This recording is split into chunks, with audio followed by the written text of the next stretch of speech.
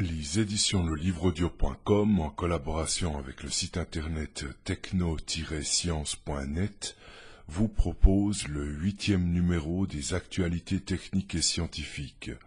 Tout de suite, nous passons aux sujets qui vont nous préoccuper et que nous avons sélectionnés pour vous cette édition. Énergie.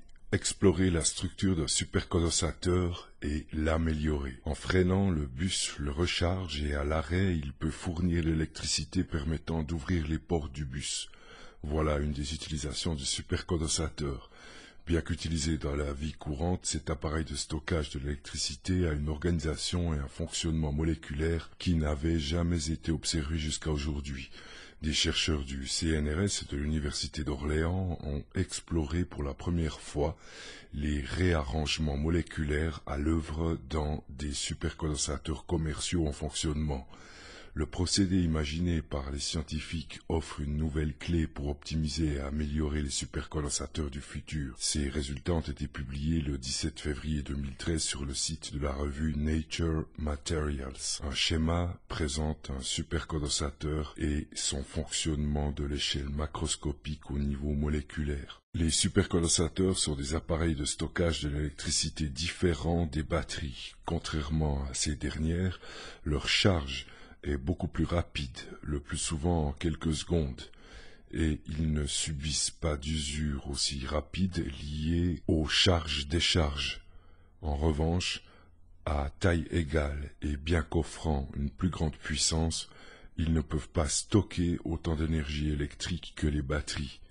Les supercondensateurs à base de carbone fournissent une densité d'énergie d'environ 5 Wh par kilo et les batteries lithium-ion de l'ordre de 100 Wh par kilo. On retrouve les supercondensateurs dans la récupération de l'énergie de freinage de nombreux véhicules, voitures, bus, trains, ou encore pour assurer l'ouverture d'urgence de l'avion A380. Un supercondensateur stocke l'électricité grâce à l'interaction entre des électrodes en carbone nanoporeux et des ions porteurs des charges positives et négatives qui se déplacent dans un liquide appelé électrolyte. Lors de la charge, les anions, ions chargés négativement, sont remplacés par des cations, ions chargés positivement, dans l'électrode négative et inversement. Plus cet échange est important et plus la surface de carbone disponible est élevée, plus la capacité du supercondensateur grandit. Grâce à la spectroscopie par résonance magnétique nucléaire, RMN, les chercheurs sont allés plus loin dans cette description et chose unique, ils ont pu quantifier dans quelle proportion se font les échanges de charges sur deux supercondensateurs utilisant des carbones commerciaux. En comparant deux carbones nanoporeux, ils ont ainsi pu mettre en avant que le supercondensateur comportant le carbone avec une structure la plus désordonnée offrait une meilleure capacité et une meilleure tolérance aux tensions les plus élevées. Ce serait dû à une meilleure répartition des charges électroniques au contact des molécules de l'électrolyte. Ces résultats sont le fruit de la collaboration de deux équipes orléanaises, l'une au CEMHTI du CNRS, spécialiste de la RMN et membre du réseau français sur le stockage électrochimique de l'énergie. http://www.energie-rs2e.com. L'autre au Centre de recherche sur la matière divisée, CNRS Université d'Orléans, qui est centré sur l'étude de nouveaux matériaux carbonés pour les supercondensateurs.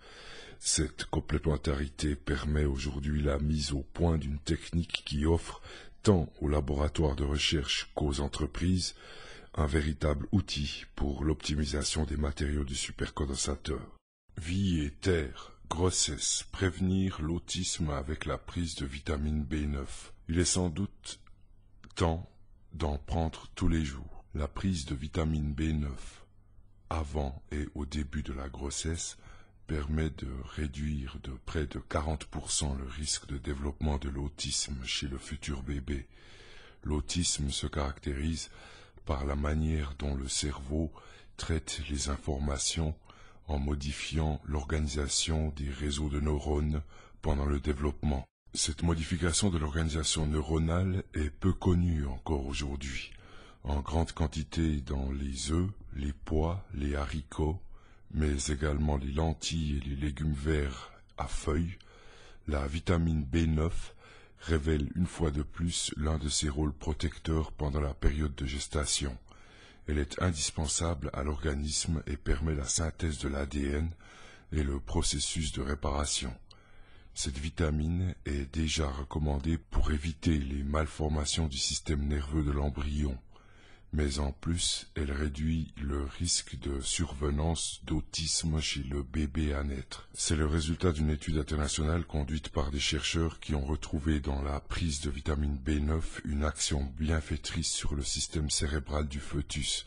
Il y aurait moins de risques de développer l'autisme, et particulièrement dans le cas de femmes qui ont consommé des compléments de cette vitamine entre 4 semaines avant le début de la gestation et 8 semaines après. La vitamine B9 ou encore acide folique ouvre une nouvelle porte vers la prévention de cette maladie aussi complexe qu'est l'autisme. Cette maladie neurologique rassemble les troubles du développement qui font leur apparition dès la petite enfance et peuvent persister sur plusieurs années. Pour plus d'informations, voir la publication de l'étude en anglais http://jama.jamanetwork.com/article. Vie et terre, le poids influe sur la réussite scolaire. La trajectoire du poids pourrait déterminer le degré de réussite scolaire chez les jeunes. Les enfants qui ont un poids insuffisant persistant entre 4 et 7 ans ont moins bien réussi à un test cognitif à l'âge de 8 ans. C'est du moins la corrélation qu'a mise en lumière une recherche post-doctorale de Sherry Bissett, réalisée au département de psychoéducation de l'Université de Montréal, en collaboration avec les professeurs Linda Pagani et Michel Janos, du groupe de recherche sur les environnements scolaires. La littérature scientifique indique que les jeunes avec un surpoids sont à risque d'avoir des difficultés d'apprentissage, souligne Sherry Bissett, présentement professeur associé au département de nutrition de l'UDEM, mais notre analyse n'a révélé aucune différence pour ce qui est de l'obésité. Au contraire, ce sont les enfants avec un poids insuffisant qui semblent plus susceptibles d'éprouver des problèmes scolaires. Fin de citation. Dans ses travaux, la chercheuse a recouru à des données de l'ELDEC, une vaste étude longitudinale sur le développement des enfants du Québec, nés en 1997, et pour lesquels il était possible de tracer la courbe de corpulence. L'objectif de notre étude était de voir s'il y avait une relation entre la trajectoire de poids, soit avoir un poids insuffisant, normal ou excessif, et la performance scolaire et le développement cognitif, précise-t-elle. Cela n'avait jamais été fait jusqu'à maintenant avec une méthodologie qui permet de rendre compte de la variation considérable du poids des enfants d'une année à l'autre. Un problème de poids. La cohorte de Sherry Bissett était composée de 1000 sujets du même âge et représentatifs de la population née en 1997. Tous sont encore suivis par l'Institut de la statistique du Québec, qui recueille diverses informations sur ces jeunes, dont des données sur leur santé, leur situation familiale et leur performance scolaire. Quand ils ont eu 8 ans, les capacités d'apprentissage de ces élèves ont été évaluées selon un test cognitif connu des psychoéducateurs sous le nom de Kaufman's Assessment Battery for Children. Et par l'intermédiaire des enseignants, le progrès et la réussite scolaire ont été notés selon 3 critères: l'écriture, la lecture et les mathématiques. L'analyse des données a été rendue possible grâce à une approche nommée Group-Based Trajectory Modeling, qui a permis à Madame Bissett de regrouper les enfants selon leur type de trajectoire de poids. Contrairement aux résultats attendus, l'étude ne montre pas de lien significatif entre le surpoids et les difficultés scolaires. La croyance populaire voulant que les jeunes obèses subissent de la discrimination et donc qu'ils soient plus à risque d'éprouver des problèmes d'apprentissage est réfutée. Par contre, la performance au test de Kaufman des jeunes dont l'indice de masse corporelle IMC indiquait un poids insuffisant et persistant a été nettement inférieure à celle des deux autres groupes. On note un écart de 5 points dans le taux moyen de réussite entre les enfants avec un poids insuffisant et ceux qui ont un poids santé, dit Chéri Bisset. C'est beaucoup relativement à l'impact populationnel car on a tenu compte de tous les autres facteurs pouvant avoir des répercussions sur la réussite scolaire. L'importance du petit déjeuner. Chéri Bisset a été extrêmement étonné de constater que 24% des enfants de son échantillon affichaient un poids insuffisant. Ne laissant rien au hasard, cette mère de 2 enfants s'est empressée de comparer ses résultats avec ceux d'autres études menées chez une population analogue à celle du Québec. Surprise, une seule recherche avait été entreprise sur les trajectoires de poids de jeunes du même âge et avait pris en considération ceux avec un poids insuffisant. Près de 23% des jeunes de l'étude australienne, qui n'avaient pas cherché à rétablir de lien avec la réussite scolaire, avaient un IMC sous la norme. À notre époque, c'est quand même surprenant de trouver des indicateurs révélateurs de la malnutrition dans des pays développés, déplore Madame Bisset. Les connaissances acquises par la chercheuse au cours de ses études en nutrition et dans ses travaux de doctorat en santé publique au département de médecine sociale et préventive de l'UDEM l'amènent à réitérer l'importance du petit déjeuner pour l'apprentissage. Tout comme moi, plusieurs chercheurs mettent l'accent sur cette nécessité ainsi que celle d'étudier de manière approfondie les effets de l'alimentation sur les performances scolaires. Fin de citation. Les résultats de son étude financée par les Instituts de recherche en santé du Canada ont été publiés dans le numéro de juillet 2012 de l'International Journal of Obesity. Énergie. Une batterie à capacité triplée rechargeable en 10 minutes. Des chercheurs de la University of Southern California ont réussi à fabriquer une batterie présentant une capacité 3 fois plus élevée que les modèles actuels et se rechargeant en une dizaine de minutes. Une aubaine en cette époque où smartphones et tablettes rencontrent un fort succès et sont toujours plus énergivores. La majorité des batteries actuelles sont de type lithium-ion. Cette catégorie de batterie fonctionne grâce à un échange réversible de l'ion lithium entre une électrode positive, un oxyde de métal, et une électrode négative en graphite, matériau qui possède une capacité assez faible. Les constructeurs ont souhaité explorer l'utilisation du silicium en lieu et place du graphite qui présente une meilleure capacité, mais ce matériau présente l'inconvénient de se détériorer fortement au fur et à mesure des charges-décharges. La solution présentée consiste à conduire les électrons avec des champs de nanotubes de silicium. L'avantage est que les composants sont protégés. L'anode ne s'use pas et ne perd pas de capacité au fil du temps. Cerise sur le gâteau, cette transmission permet une recharge en moins de 10 minutes. D'après les chercheurs, ce dispositif pourrait être utilisé à grande échelle d'ici 2 à 3 ans.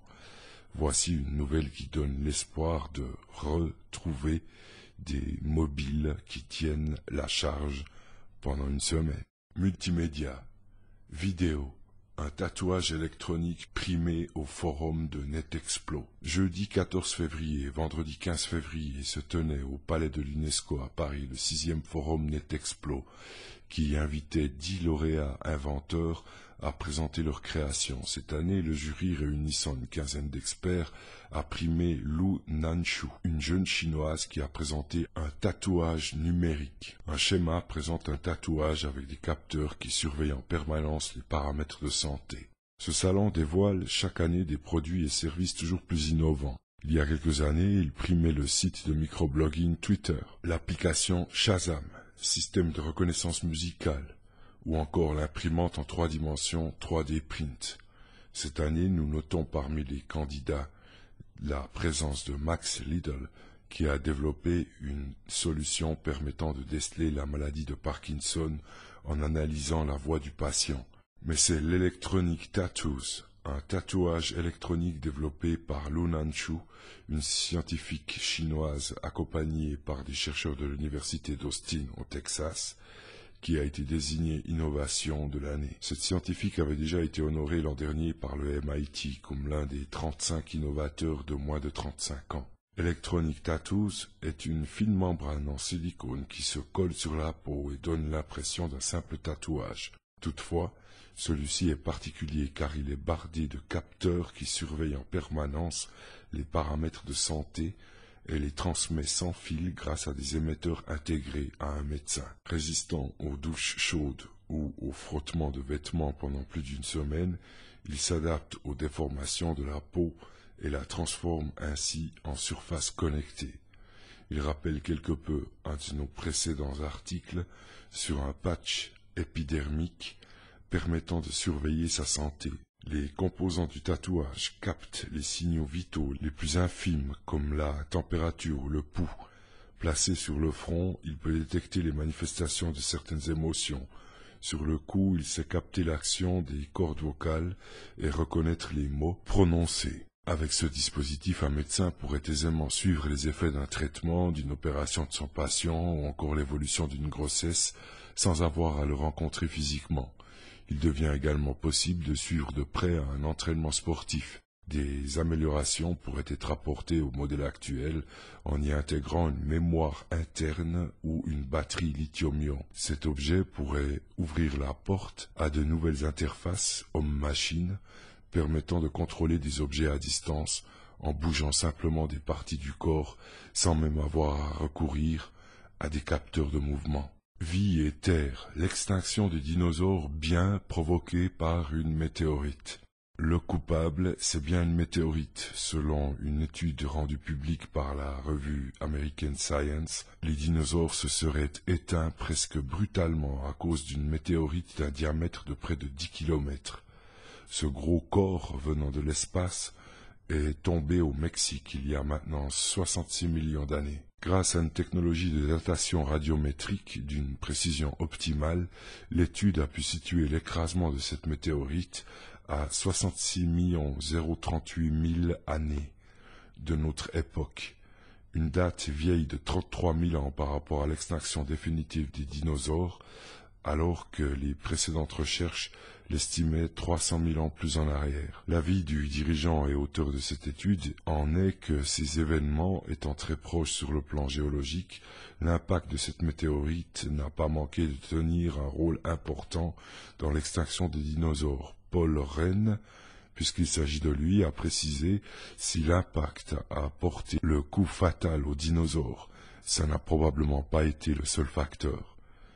Ce disant, il fait allusion aux variations climatiques extrêmes qui avaient précédé le million d'années avant l'extinction des dinosaures. L'exemple le plus courant étant les longues périodes de froid. Pour rappel, ce fut le professeur de Berkeley, Luis Alvarez, qui a évoqué pour la première fois en 1980 la thèse de la chute d'un astéroïde pour expliquer la disparition des dinosaures.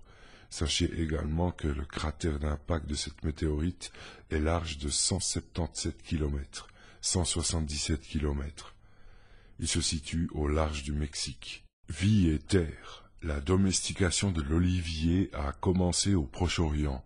Publié dans les Proceedings of the Royal Society B, une étude internationale emmenée par un chercheur français du laboratoire Évolution et Diversité Biologique, CNRS Université Paul Sabatier, École nationale de formation agronomique, démêle l'histoire complexe de la domestication de l'olivier. Ce travail montre que cette domestication a commencé dans le nord du Levant, une région qui correspond à l'actuelle frontière entre la Turquie et la Syrie. Il est bien difficile de reconstituer l'histoire plurimillénaire de la domestication d'une espèce animale ou végétale, car elle est faite de déplacements géographiques et de croisements multiples entre formes sauvages et formes déjà domestiquées. Plante emblématique du bassin méditerranéen qui a accompagné l'émergence des civilisations antiques dans la région, l'olivier ne fait pas exception à la règle. Jusqu'à aujourd'hui, le sujet est l'objet d'une controverse scientifique entre ceux qui affirment que cette domestication a commencé il y a environ 6000 ans au Proche-Orient, d'où les premiers cultivars d'oliviers auraient ensuite été disséminés vers l'ouest, et ceux qui pensent qu'elle a pu se faire de manière indépendante et simultanée dans des régions distantes du bassin méditerranéen de l'Espagne jusqu'au Levant. Pour essayer de trancher le débat, l'équipe internationale qui publie dans les Proceedings of the Royal Society B s'est intéressée à l'ADN contenu dans la chloroplaste de quelques 1800 oliviers domestiques ou sauvages. Cet ADN présente la particularité d'être transmis uniquement par la mère et de n'être disséminé qu'à faible distance, par les graines. Les chercheurs ont ainsi pu remonter l'histoire de la plante et déterminer qu'à l'origine, 3 lignées sauvages coexistaient autour de la Méditerranée, 2 à l'ouest et l'une à l'est. Mais c'est de cette dernière lignée que sont issus 90% des oliviers domestiqués aujourd'hui. La domestication s'est donc faite au Proche-Orient, dans le nord du Levant, qui correspond à l'actuelle frontière entre la Syrie et la Turquie. Les premiers cultivars ont ensuite été dispersés sur les rives du bassin méditerranéen au fil des migrations de population et des échanges commerciaux. Multimédia. Qwant, un moteur de recherche français associant web et web social. Développé discrètement pendant 2 ans, un moteur de recherche français baptisé Qwant vient d'être dévoilé en version bêta. Il est accessible dans 35 pays et en 15 langues. Sa particularité, d'après son fondateur, restaurer la liberté de l'internaute en affichant sur une seule page l'ensemble du web sans restriction. À l'origine de ce moteur, c'est un investissement de plusieurs millions d'euros, mais aussi une équipe de 20 personnes à 90% françaises qui a été réunie pour travailler sur ce projet, le tout lancé par une collaboration entre le financier Jean-Manuel Rozan, Eric Léandri, spécialiste de la sécurité informatique, et la société Pertim qui développe des moteurs de recherche professionnels ayant déjà travaillé pour Mythic ou la NASA. Pari risqué au vu du tentaculaire Google qui capte une très large majorité du trafic, et que Microsoft, pourtant bien armé, a déjà échoué à détrôner au travers de Bing. Pourtant, Qwant s'y tente, en espérant percer grâce à sa philosophie bien particulière. Ne pas chercher à faire la même chose que le meilleur, car ce serait le faire moins bien, mais avoir une approche innovante. En l'occurrence, montrer tout le web en un clic. Visuellement, la page est dépouillée avec un logo dont chaque lettre présente une couleur différente. Cette première vue évoque un vague rappel d'un soi-disant géant de Mountain View. En lançant une recherche, une page de résultats s'affiche, articulée en 5 colonnes. Chacune illustre une source de contenu différente. La première, intitulée Web, affiche les résultats d'une recherche classique. La colonne Live récupère les résultats en rapport avec l'actualité. Social fait apparaître les échanges tournant autour de ce sujet sur les réseaux sociaux, Facebook, Twitter, Pinterest, Tumblr, et enfin Shopping présente des produits commercialisés en lien avec le sujet. Au centre de la page apparaît le Knowledge ou Knowledge Graph, qui proposera visiblement à terme un moteur sémantique. En bref, en faisant une recherche un jour et cette même recherche le lendemain, les résultats peuvent être bien différents car adaptés à l'actualité ou au centre d'intérêt du moment. Un onglet People figure également en haut de la page, permettant de faire une recherche sur une personne. Cet accès à double vocation, extraire les informations sur une personne, mais aussi sensibiliser au contrôle de votre propre empreinte laissée sur le net au travers des réseaux sociaux notamment. Le président et cofondateur Jean-Manuel Rozan estime que le web s'organise aujourd'hui par des sociétés dominantes qui proposent des univers certes complets, mais aussi mutuellement exclusifs. À ce titre, Google n'affiche que les échanges circulant sur Google+, car ne souhaite pas perdre le trafic et que l'internaute se redirige sur Facebook. Au contraire, Qwant, qui s'orthographie donc Q-W-A-N-T, se veut non restrictif afin de restaurer la liberté de l'internaute. Ce moteur de recherche accessible sur qwant.com utilise un système Responsive Design site web adaptatif, qui consiste à s'adapter automatiquement à la définition de l'écran. De plus, il propose un endless scrolling, qui consiste à faire défiler la page pour obtenir de nouveaux résultats sans avoir à cliquer sur un bouton page suivante. Après avoir effectué quelques essais, le résultat paraît intéressant. La navigation est simple et pratique, mais manque pour le moment de rapidité. Qu'en pensez-vous? Astrophysique. Des indices concernant l'origine mystérieuse des rayons cosmiques. De nouvelles observations très détaillées des vestiges d'une supernovae âgée d'1 millier d'années ont été effectuées à l'aide du très grand télescope de l'ESO, le VLT, le Very Large Telescope. Elles fournissent des indices concernant l'origine des rayons cosmiques. Pour la toute première fois, les observations indiquent la présence de particules se déplaçant à grande vitesse dans les restes de la supernovae, qui pourraient être les précurseurs de ces rayons cosmiques. Les résultats de cette étude sont parus dans l'édition du 14 février 2013 de la revue Science. Une image présente l'intégralité des restes de la supernova SN 1006 dans les domaines radio, rouge, X bleu et visible jaune. Le second panneau, qui correspond à la petite région de forme carrée dessinée sur le schéma, est une vue rapprochée de l'étroite zone entourant l'onde de choc prise par le télescope spatial Hubble du consortium NASA-ESA, où la matière issue de la supernova entre en collision avec le réseau interstellaire.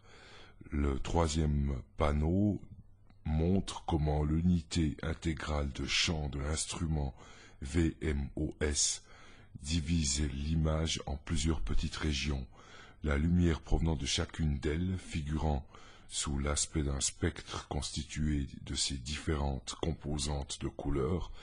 Lorsque ces spectres sont analysés, des cartes de propriétés de l'objet sous-jacent peuvent être obtenues. L'exemple figuré ici sur le dessin est une carte de l'une des propriétés du gaz, la largeur d'une raie spectrale, dont la variabilité suggère, à l'instar d'autres éléments, la présence de protons animés d'une très grande vitesse. Au cours de l'année 1006, une nouvelle étoile est apparue dans le ciel austral et a été répertoriée dans le monde entier. Sa brillance était largement supérieure à celle de la planète Vénus et rivalisait sans doute même avec l'éclat de la Lune. Elle était si brillante à son maximum qu'elle projetait des ombres et était visible au cours de la journée. Plus récemment, les astronomes ont localisé cette supernova et l'ont baptisée SN 1006. Ils ont également découvert un anneau de matière lumineuse et en expansion dans la constellation du Loup, dans l'hémisphère austral, qui correspond au reste de la gigantesque explosion. On a longtemps pensé que ces restes supernovas pouvaient constituer la source de certains rayons cosmiques, des particules de grande énergie originaires de l'extérieur du système solaire et voyageant à une vitesse proche de celle de la lumière, mais jusqu'à présent les détails de leur processus de création étaient restés mystérieux. Une équipe d'astronomes dirigée par Sladiana Nicoli, Institut Max Planck pour l'astronomie à Heidelberg, Allemagne, a récemment utilisé l'instrument VIMOS qui équipe le VLT pour observer de façon bien plus détaillée qu'auparavant les restes de SN 1006, 1 millier d'années après son explosion. Les astronomes voulaient étudier ce qui se passe à l'endroit où de la matière, éjectée à grande vitesse par la supernova, rencontre de la matière interstellaire stationnaire, l'onde de choc. Cette onde de choc en expansion à grande vitesse est semblable à la détonation produite par un avion se déplaçant à vitesse supersonique et constitue un candidat naturel pour un accélérateur de particules cosmiques. Pour la première fois, l'équipe n'a pas simplement obtenu des informations concernant la matière en un point de l'onde de choc, elle a également dressé une carte recensant les propriétés du gaz et leur évolution à mesure que l'onde de choc se déplace. Le tout a fourni de précieux indices nécessaires à élucider le mystère. Les résultats obtenus ont suscité la surprise. Ils suggèrent l'existence d'une forte densité de protons se déplaçant à grande vitesse dans le gaz traversé par l'onde de choc. Bien qu'ils ne constituent pas eux-mêmes les rayons cosmiques de haute énergie recherchés, ces protons pourraient être les indispensables particules semences, entre guillemets, qui continuent d'interagir avec le front d'ondes matériel jusqu'à atteindre les hautes énergies requises et être éjectées dans l'espace sous la forme de rayons cosmiques. Nicoli nous explique. C'est la première fois que nous sommes en mesure d'observer dans le détail ce qui se passe à l'intérieur et en marge de l'onde de choc d'une supernova. Nous avons découvert qu'il existe une région dont la température élevée peut s'expliquer par le fait que des protons emportent de l'énergie derrière l'onde de choc. Cette étude a été la première à utiliser un spectrographe intégral de champ pour sonder dans le détail les propriétés des ondes de choc produites par les restes de supernova. L'équipe est à présent désireuse d'appliquer cette méthode à d'autres vestiges. Glenn van de Ven, co-auteur de l'étude à l'Institut Max Planck pour l'astronomie, conclut ainsi. Ce type d'approche observationnelle pourrait bien fournir la clé de la compréhension de la formation des rayons cosmiques dans les vestiges de supernovae. Note, cette découverte fait suite à l'analyse de données effectuée par Sladiana Nicoli, Institut Max Planck pour l'astronomie, dans le cadre de son travail de thèse de l'université de Heidelberg. Ces protons sont qualifiés de superthermiques parce qu'ils se déplacent à bien plus grande vitesse que ne peut l'expliquer la température de leur environnement. Ce résultat est obtenu en utilisant une fonction de VIMOS appelée unité intégrale de champ, où la lumière enregistrée dans chaque pixel est décomposée en ses différentes couleurs et chacun de ces spectres enregistrés. Les spectres peuvent ensuite être analysés individuellement et des cartes de vitesse et de propriétés chimiques de chaque partie de l'objet cité. Énergie, croissance de l'éolien et du solaire dans le monde. Le patron de l'Association européenne de l'industrie photovoltaïque, Winfried Hoffmann, vient de publier les chiffres concernant la croissance de ce segment de marché. En 2012, les éoliennes et les centrales solaires ont bénéficié d'un taux de croissance en hausse, malgré la réduction des aides publiques et la crise économique. Ainsi, pour la première fois, le parc de panneaux photovoltaïques posés a dépassé 100 gigawatts à travers le monde. Ce chiffre correspond à la totalité de la production des centrales électriques françaises. Par ailleurs, la croissance s'est établie à plus de 42%, et cela avec 30 gigawatts de panneaux solaires en plus sur une année. Nous avons presque réussi à répéter l'année record de 2011, où 1 gigawatt de plus avait été inauguré, indique Winfried Hoffmann. En outre, l'Europe reste aujourd'hui le premier consommateur mondial de photovoltaïque. Pour 2012, 17 gigawatts ont été installés sur le vieux continent. Notez que l'Allemagne a reçu 7,5 gigawatts d'installations. Pourtant, par rapport à 2011, les installations de 2012 ont connu un net recul. En effet, cette année-là, 23 gigawatts ont été installés. Les résultats d'une étude du cabinet IHS indiquent que l'an passé, le marché mondial du photovoltaïque avoisinait les 57 milliards d'euros.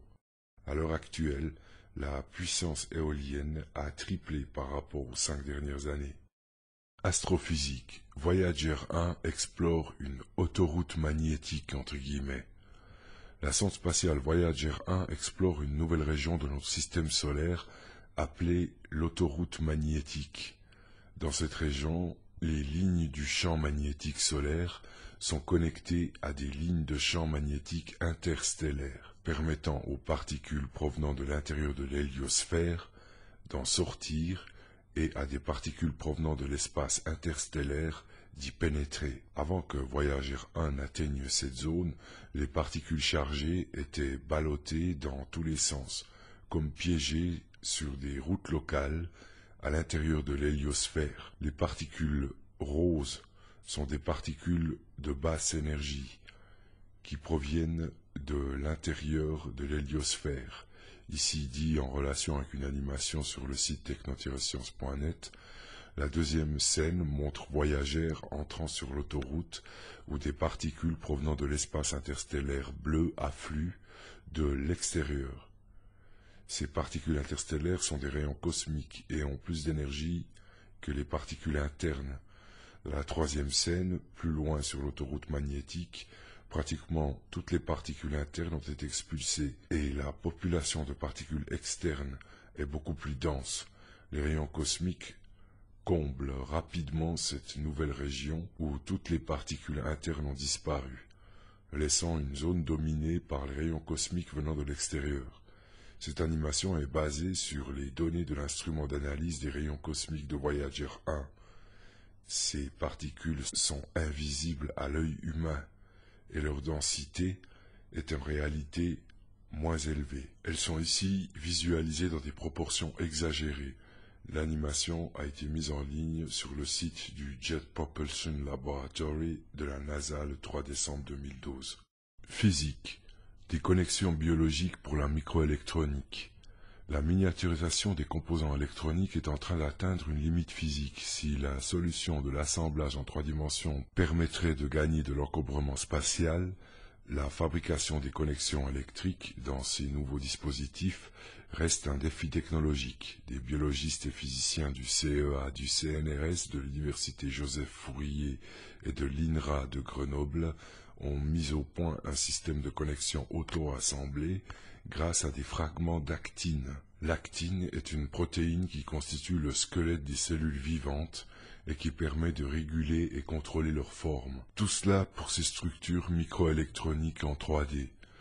Une fois rendus conducteurs, ces filaments d'actine permettent de connecter entre eux les différents composants d'un système.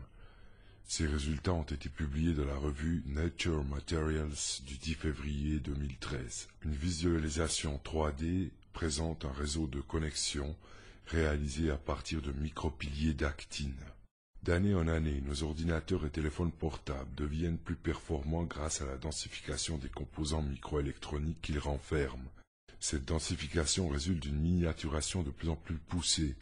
Elle est en train d'atteindre une limite technique liée à la taille de certains composants qui se rapproche de celle de quelques atomes. L'industrie de la microélectronique fait donc face à une barrière physique pour augmenter la densité d'intégration des composants que seule une rupture technologique pourrait permettre de surmonter. Une solution pourrait venir de l'intégration de la microélectronique en 3 dimensions. En effet, les circuits microélectroniques actuels sont plans. Empiler leurs composants les uns sur les autres est une solution pour continuer de les densifier et améliorer ainsi leur performance et réduire leur consommation énergétique. Se pose alors un nouveau challenge, celui de connecter les composants entre eux une fois qu'ils sont empilés, alors que leur fabrication et leur empilement reposent sur des technologies matures. La réalisation de connexions verticales pour les relier entre eux puis faire circuler un courant reste complexe. Si les techniques actuelles de la microélectronique 3D permettent de réaliser ces connexions à haute densité, des technologies alternatives sont intéressantes à évaluer. Les biologistes et les physiciens du CEA, du CNRS, de l'UJF et de l'INRA à Grenoble, les capacités extraordinaires d'auto-assemblage de certains composés biologiques pour que ces connexions se construisent toutes seules. Dans nos cellules, de nombreuses structures complexes et régulières s'assemblent et se désassemblent en permanence. C'est notamment le cas des réseaux de filaments constitutifs du squelette des cellules cytosquelettes. Ces filaments sont principalement constitués d'actine. Ils interagissent entre eux pour former des tresses, des faisceaux, des feuillets, des piliers dont l'architecture et les propriétés mécaniques régule et contrôle la forme des cellules. La formation de ces superstructures répond à des lois mécaniques et géométriques qui sont étudiées et maîtrisées par une équipe du laboratoire de physiologie cellulaire végétale, le laboratoire de l'Institut de recherche en technologie et sciences pour le vivant. Ces chercheurs ont mis au point une technique qui permet de contrôler l'auto-assemblage des filaments d'actine en 3D entre 2 plaques de verre, grâce aux technologies du laboratoire des technologies de la microélectronique CNRS-UJF et du CEA Leti. Les plaques ont été placées à 30 microns l'une de l'autre et microstructurées avec un faisceau laser. Les chercheurs ont alors injecté entre les deux surfaces une solution contenant des monomères d'actine qui ont polymérisé en réponse à la géométrie des microstructures. Des piliers d'actine de forme et de taille contrôlée se sont auto-assemblés à partir des deux surfaces et rejoints pour établir des connexions. De la même manière, les chercheurs ont réussi à faire croître des piliers à partir d'une surface qui sont entrés entre les cylindres creux formés à partir de l'autre, à la façon d'une prise mâle-femelle.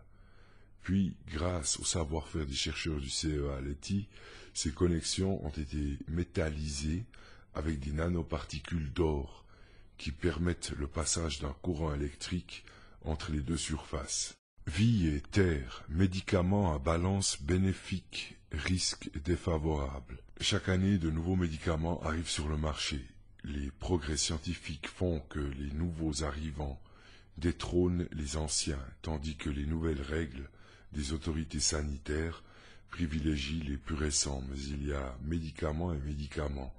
On arrive à une conclusion qu'un trop grand nombre de médicaments à balance bénéfice-risque peu favorable sont présents sur le marché. Ils n'ont pas assez prouvé leur efficacité et s'imposent grâce à une importante promotion venant des laboratoires pharmaceutiques. Ces médicaments sont ainsi facilement adoptés par les intervenants, que ce soit les patients ou les soignants. Certains ont dénoncé un certain angélisme de la part des autorités sanitaires par rapport à ces médicaments souvent inutiles et parfois même dangereux. Par principe de prudence, un praticien devrait être plus en confiance pour prescrire un médicament mis à l'épreuve du temps, dont les effets sur l'organisme sont bien connus. Même si des effets secondaires existent, la prise de décision doit se faire en mettant en balance les effets bénéfiques et les effets négatifs. Nous avons ainsi à l'esprit des retraits du marché de certains médicaments dangereux comme le Mediator, la pilule Diane 35, ou encore d'autres qui sont simplement inutiles. La revue Prescrire de février 2013 a fait une évaluation clinique indépendante et signale des médicaments à écarter. Voici le dossier http://www.prescrire.org. Vie et terre, tuberculose, nouveau vaccin décevant. Une fois de plus, un nouveau vaccin qu'on attendait pour le traitement de la tuberculose ne s'est pas montré efficace selon les colonnes de la revue britannique de Lancet, suite aux tests effectués sur des enfants sud-africains. Le vaccin antituberculeux MVA85A n'a pas donné de résultats satisfaisants. Il paraît qu'il n'est pas en mesure d'offrir une grande protection. Notez que ce vaccin a été élaboré pour améliorer l'efficacité du BCG en dopant la réaction immunitaire de l'organisme. Pour tester l'efficacité du vaccin, les scientifiques ont sélectionné 2800 nouveau-nés. La moitié a reçu le BCG suivi après 4 mois de traitement du MVA85A et l'autre moitié, au lieu du nouveau vaccin, a reçu un placebo. Il en ressortait que 32 des enfants vaccinés avec le nouveau vaccin sont victimes de tuberculose et 39 autres par le placebo.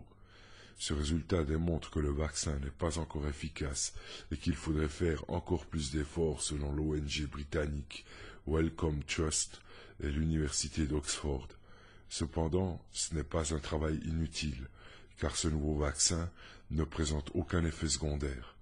Selon Christopher Dye et Paul Fine, des experts en tuberculose, le vaccin pourrait être efficace chez les adolescents et les adultes. Dans ce sens, il agirait de façon contraire au BCG. En attendant, d'autres nouveaux vaccins sont en cours de préparation.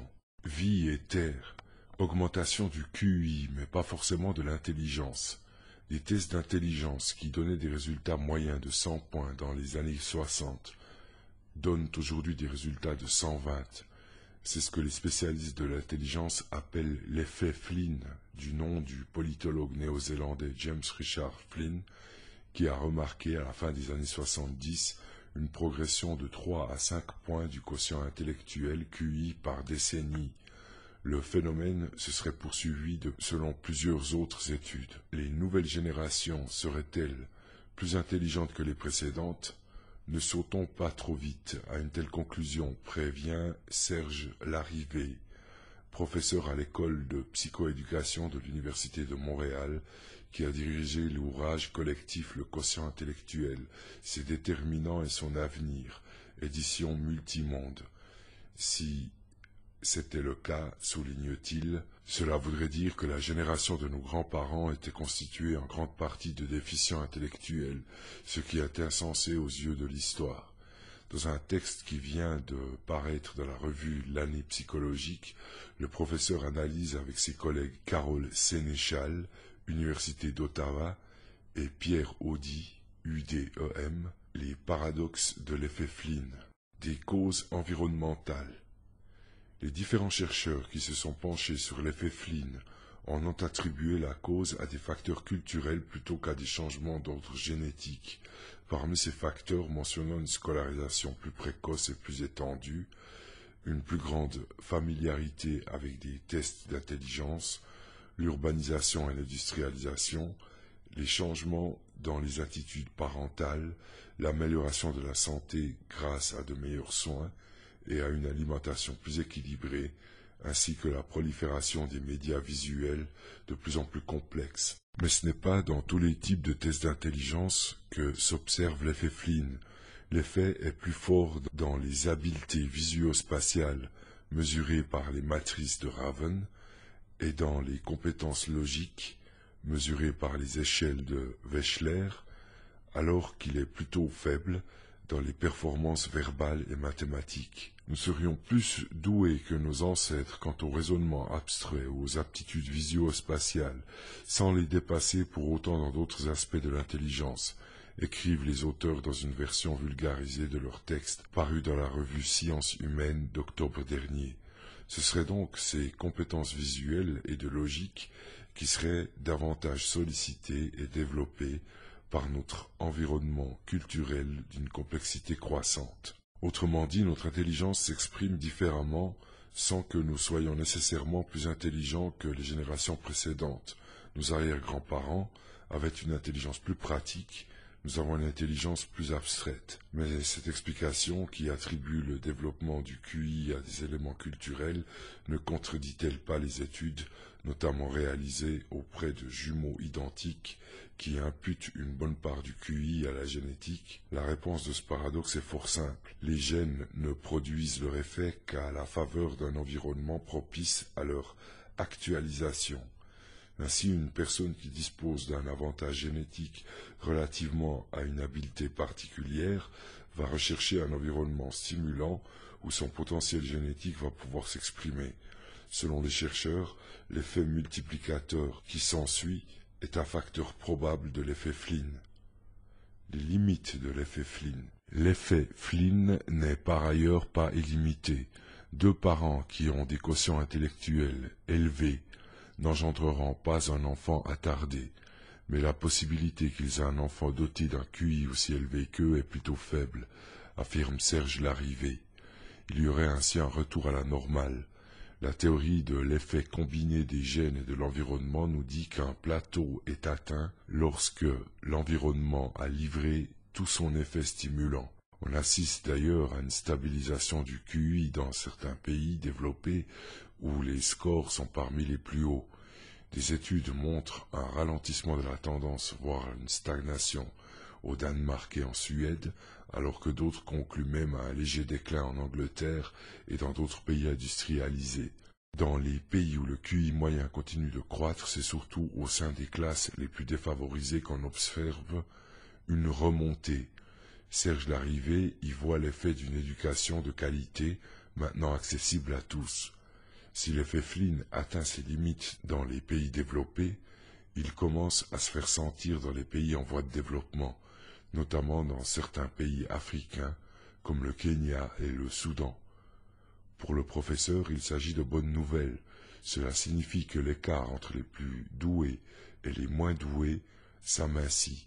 de même qu'il se réduit dans les pays riches et les pays pauvres.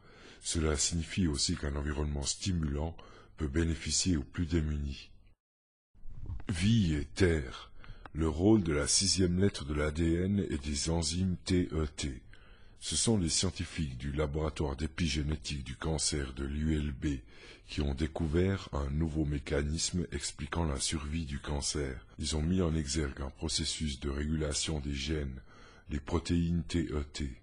Ils ont ainsi dévoilé un moyen de lutter contre la maladie.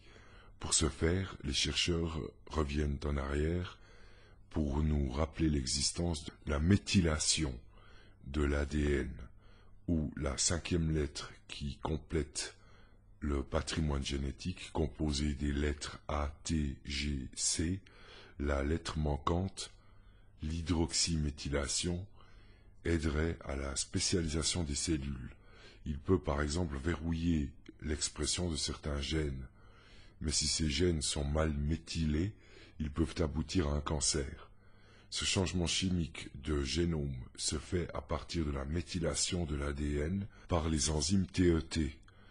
Ces derniers sont désormais des acteurs essentiels dans le cerveau, les cellules souches ou encore le cancer. En somme, c'est la protéine TET qui est capable de réguler l'action d'une protéine cellulaire clé, ou l'OGT, en intervenant à la mise en marche des gènes. Notez que cette grande avancée a été faite sur une plateforme technique de séquençage à haut débit nommée Illumina. Cette étude a été éditée dans le EMBO Journal. Vie et terre, invention d'un coton qui récolte l'eau du brouillard. Les réserves des nappes phréatiques fournissent entre 25 et 40% de notre eau potable, mais elles ne sont pas inépuisables. Le désormais surnommé « or bleu » entre guillemets, manque encore à près de 20% de la population, 1,2 milliard de personnes. C'est pourquoi la recherche de sources d'eau douce est permanente en hydrologie. Les chercheurs tentent des approches diverses et variées depuis des années.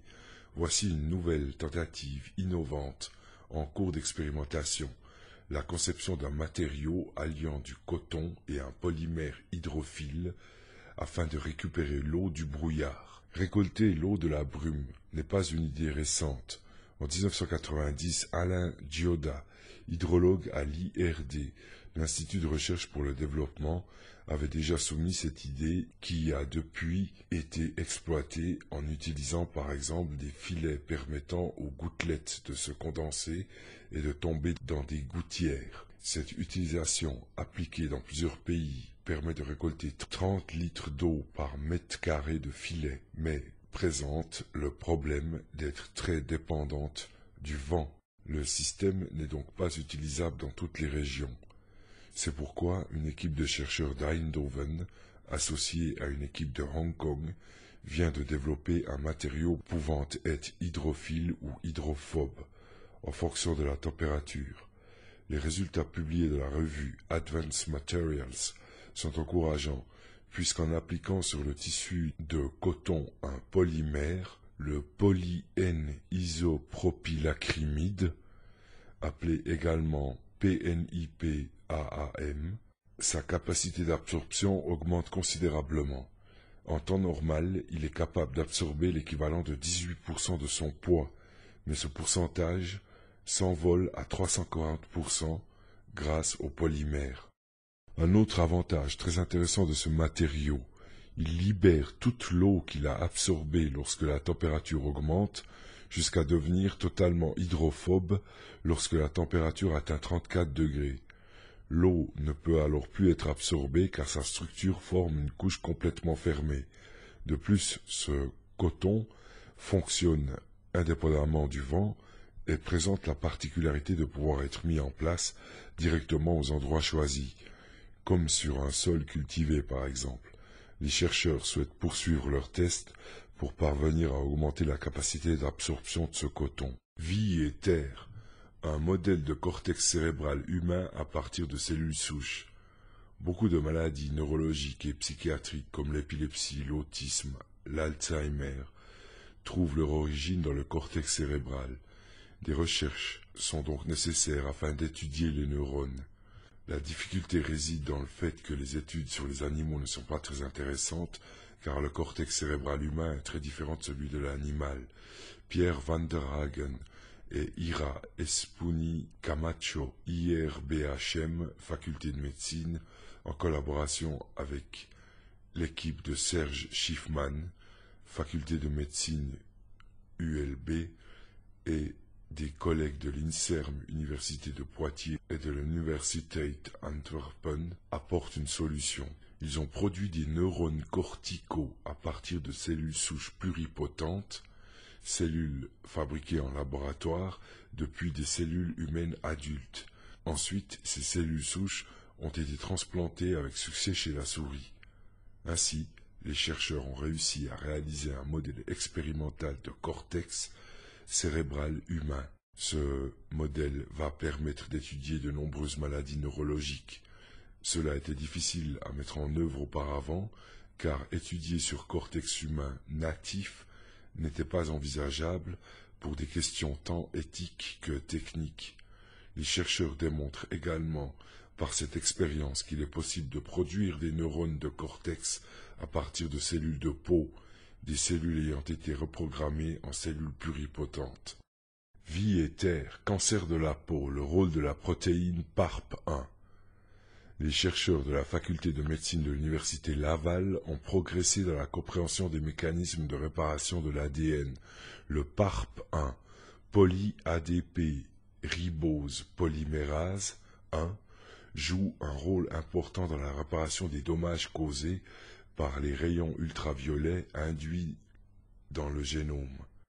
Pour rappel, l'exposition aux ultraviolets provoque des photoréactions qui changent les molécules à la base de la formation d'ADN. Lorsque ces gènes mutés deviennent nombreux, le cancer apparaît facilement. Pour éliminer ces gènes mutés, diverses protéines de surveillance se forment. Parmi les mécanismes, on notera la réparation par excision de nucléotides. Pour réparer les dommages, il faut à peu près une trentaine de protéines. Pour ce faire, les protéines vont éliminer une partie de l'ADN touché et le remplacer par des nucléotides intacts. Sachez que 2 protéines entrent en jeu afin de réparer les dommages, les protéines PARP1 et le DDB2. Pour rappel, l'autodestruction des cellules est mise en marche quand des dommages graves sont repérés. Par contre, si ceux-ci sont mineurs, c'est le mécanisme de réparation qui prend le relais. Cette nouvelle étude est une nouvelle avancée qui permettrait de mieux protéger les cellules de la peau.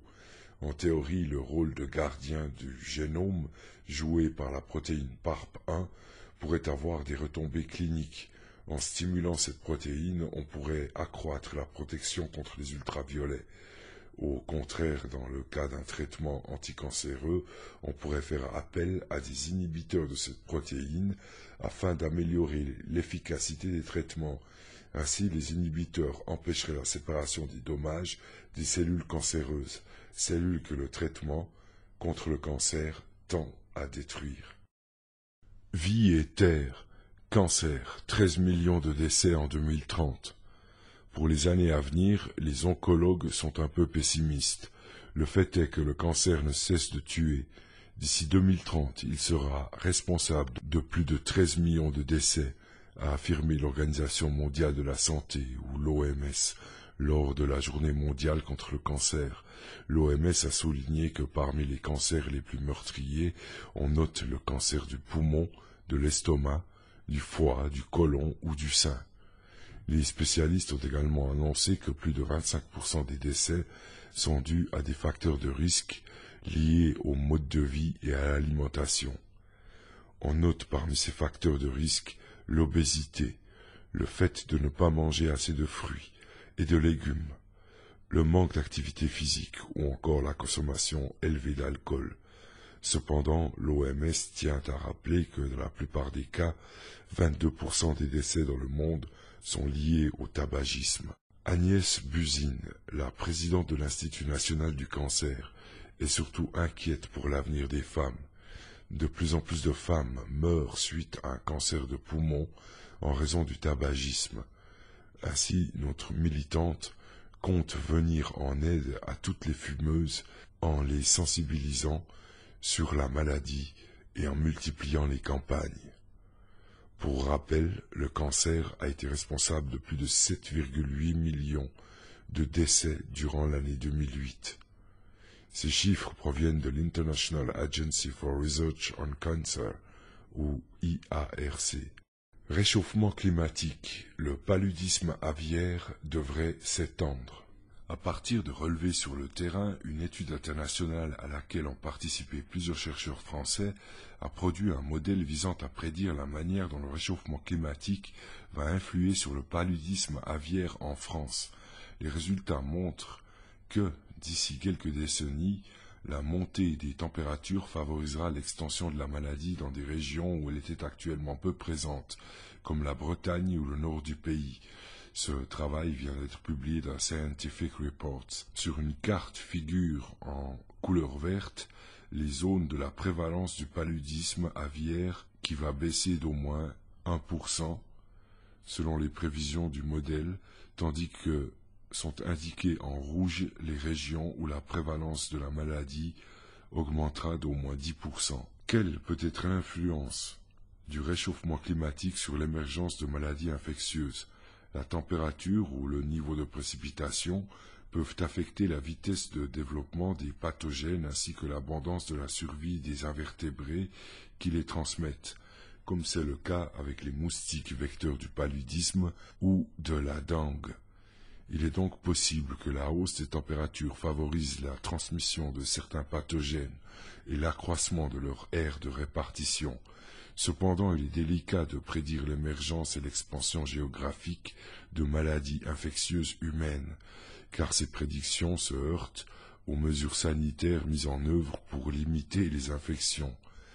Exemple de cette interférence, alors que les modèles climatiques prédisent une augmentation du risque de contracter le paludisme, les zones où la maladie est endémique se sont en réalité contractées au cours des dernières décennies. Pour mieux appréhender l'effet des changements climatiques sur l'expansion des maladies infectieuses, il faut donc s'affranchir de ces facteurs socio-économiques. C'est ce que permet l'étude des pathogènes de la faune sauvage. L'étude parue dans Scientific Reports s'est ainsi intéressée à l'agent pathogène du paludisme aviaire chez le moineau domestique. Il s'agit d'un protozoaire, un plasmodium, proche de ceux qui sont responsables du paludisme chez l'homme. Ce pathogène est transmis aux oiseaux par le biais de piqûres de moustiques infectés. 1750 oiseaux ont été examinés dans 24 localités françaises et les chercheurs ont utilisé les données de température, de précipitation et d'altitude de chacun des sites étudiés afin de vérifier si la variabilité de la proportion d'individus infectés, la prévalence, pouvait être attribuée à ces facteurs environnementaux. Les résultats indiquent que 83% de la variabilité de la prévalence observée s'explique par des facteurs climatiques. En particulier, la variation de température journalière semble jouer un rôle important dans la détermination de la prévalence. En s'appuyant sur ces données, les auteurs de l'étude ont construit un modèle visant à prédire la prévalence de l'infection en 2050 et en 2080. Ce modèle indique qu'elle va augmenter dans les sites où la transmission du parasite est déjà présente et que la maladie va s'étendre dans des régions assez épargnées pour le moment, comme la Bretagne, la Normandie ou le Nord-Pas-de-Calais. Vie et terre. Une molécule présente dans la bière pourrait soigner le diabète. Depuis une dizaine d'années, plusieurs études laissent penser que certaines molécules présentes dans la bière pourraient avoir un intérêt thérapeutique contre diverses pathologies comme certains cancers, le diabète, la prise de poids ou encore l'inflammation. Une nouvelle étude publiée dans la revue Angewandte Chemie International Edition vient confirmer cette information, ce qui pourrait ouvrir la voie au développement de nouveaux médicaments.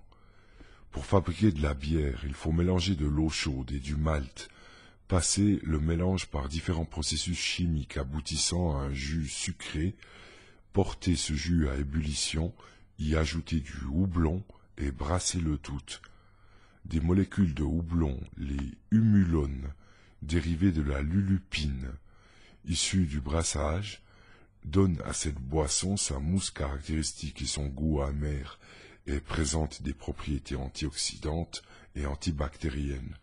Ce sont justement ces humulones qui auraient le pouvoir de contribuer à traiter diverses pathologies. Toutefois, avant de s'en servir pour fabriquer des médicaments, il faut déterminer la structure de chacun de ces composés. C'est ce qu'ont fait des chercheurs de l'Université de Washington afin de comprendre les réactions de ces molécules. Les chercheurs ont réussi à déterminer la structure exacte de ces molécules et de leurs dérivés en utilisant la cristallographie par rayons X. Ils ont découvert que lors du brassage, la lulupine subit une transformation. Son cycle habituel de 6 atomes de carbone n'en contient plus que 5 après le brassage. Après le processus, la molécule peut s'agencer de 4 manières différentes, 2 groupes latéraux pouvant venir se placer au-dessus ou en dessous de l'anneau formé par le cycle. C'est en déterminant quel agencement peut réagir avec tel ou tel autre composé qu'il sera possible de savoir si cette molécule peut entrer dans la composition d'un médicament. Espérons que cette découverte permette la mise au point de nouveaux traitements. Cette boisson paraît décidément pleine de ressources. En 2011, une autre étude démontrait que le silicium qu'elle contient pourrait être bénéfique contre l'ostéoporose. Et en 2006, nous évoquions que ce même silicium pourrait prévenir le développement de démence. Voir notre article sur le site techno-science.net. Quoi qu'il en soit, amateurs de bière, ne vous réjouissez pas trop vite. La boisson elle-même, surtout sans modération, n'est toujours pas préconisée pour améliorer votre santé. Seules certaines molécules prises en petite quantité de manière isolée pourraient s'avérer bénéfiques. Autre sujet. Des personnes de tout âge recourent au cyberharcèlement. Messages diffamatoires, vidéos humiliantes, usurpation d'identité. Les cas de cyberharcèlement font de plus en plus la manchette dans les médias, et la plupart du temps les médias sociaux comme Facebook, de même que le téléphone cellulaire, ont servi d'instrument de diffusion des images ou des messages agressifs. L'une des nouvelles tendances chez les jeunes consiste à agresser collectivement une personne tout en la filmant au moyen d'un cellulaire, puis à diffuser la vidéo qui se répand comme un virus en un minimum de temps, signale Maureen Beron.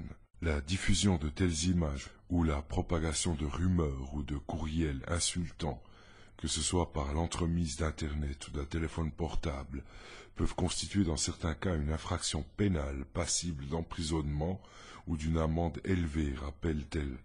Étudiante de 3e année, étudiante de 3e cycle au département de psychopédagogie et d'andragogie de l'Université de Montréal, Madame Baron consacre sa thèse de doctorat à ces nouvelles formes de violence apparues avec les technologies de l'information. La notion de cyberharcèlement couvre toute forme d'intimidation, de menace ou de diffamation faite à l'aide d'un outil informatique, précise la chercheuse. Le geste hostile doit être répété, cibler un individu ou un groupe de personnes en particulier, être accompli dans l'intention de faire du mal ou de porter atteinte à l'intégrité physique ou psychologique et comprendre une différence de pouvoir entre celui ou celle qui intimide la victime.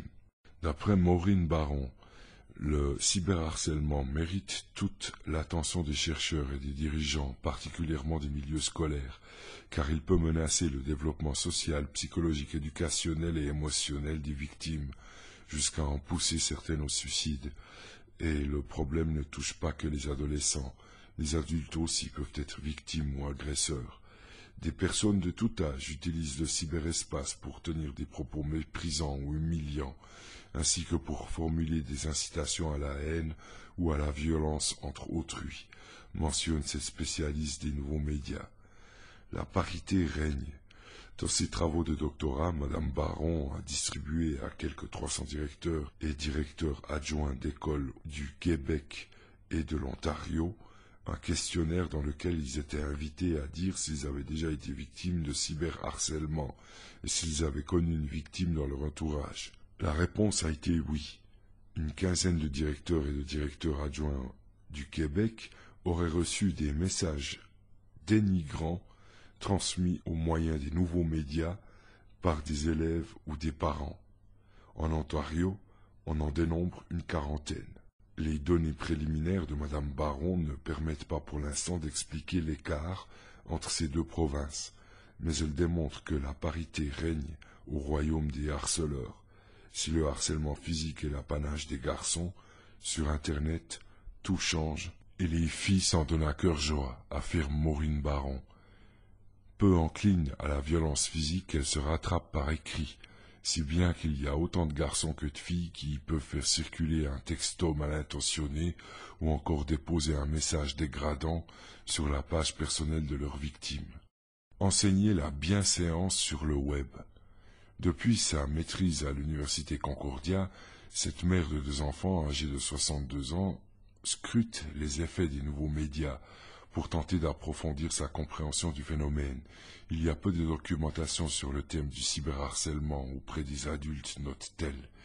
Il faut dire qu'ils sont moins portés que les jeunes à aborder cette problématique, de peur que cela soit interprété comme une faiblesse professionnelle. Son travail de conseillère pédagogique et responsable de l'intégration des technologies à la commission scolaire English Montréal l'a motivée à produire des études doctorales. Avant, il y avait très peu de cas de harcèlement sur le cyberespace, mais maintenant je gère au moins une dizaine de dossiers par année, confie-t-elle. La situation est en constante progression, à cause de la génération des pratiques liées à Internet et à la téléphonie mobile. Mais ce n'est pas la seule raison, selon la chercheuse. Le fait que l'agresseur n'est pas le témoin de la souffrance causée par ses actes réduit son empathie, un facteur facilitant la violence dans le cyberespace, explique-t-elle. C'est ce qui se passe sur Internet où la victime n'est pas placée en chair et en os face au harceleur. À son avis, ce type d'expression s'avère plus pernicieux que le harcèlement direct parce qu'il est effectué sous le couvert de l'anonymat. L'identité du harceleur, qui est souvent inconnue, est une source d'anxiété supplémentaire pour la victime, qui n'est jamais vraiment soustraite au stress. La personne finit par se méfier de tout le monde. L'anonymat des nouveaux médias favoriserait aussi les agissements des agresseurs par un phénomène psychologique dit de désindividualisation. Plusieurs travaux ont montré qu'un tel comportement a pour conséquence d'entraîner une déresponsabilisation. L'individu n'évalue plus ses actes à l'aune de ses principes moraux. Le problème chez les jeunes, estime Maureen Baron, est qu'il manque de discernement entre ce qui est du domaine de la vie privée et ce qui peut être public. Pour eux, il n'y a pas de distinction. Dans le cadre de ses fonctions, Madame Baron donne des leçons de bienséance sur le web afin d'apprendre aux jeunes comment être des citoyens responsables en ligne. Ses travaux de doctorat sont dirigés par Thierry Carzenti, professeur à la faculté des sciences de l'éducation de l'Université de Montréal et titulaire de la chaire de recherche du Canada sur les technologies de l'information et de la communication en éducation.